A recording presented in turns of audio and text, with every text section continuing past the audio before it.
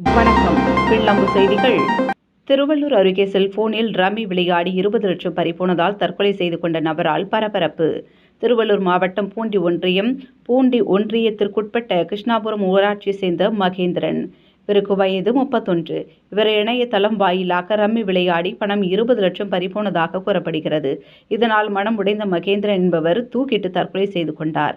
இதுகுறித்து மாப்பிள்ளை, பெண் வீட்டார் இரு தரப்பினருக்கும் கைகலப்பு ஏற்பட்டதில் பெண்ணின் தகப்பனார் மணி என்பவர் பெண்ணலூர்பேட்டை காவல் நிலையத்தில் புகார் அளித்ததன் பேரில் போலீசார் பிரேதத்தை கைப்பற்றி திருவள்ளூர் அரசு மருத்துவக் கல்லூரி மருத்துவமனைக்கு அனுப்பி வைத்தனர். இதுகுறித்து பெண்ணலூர்பேட்டை காவல் ஆய்வாளர் வழக்கு பதிவு செய்து விசாரணை மேற்கொண்டு வருகிறார்.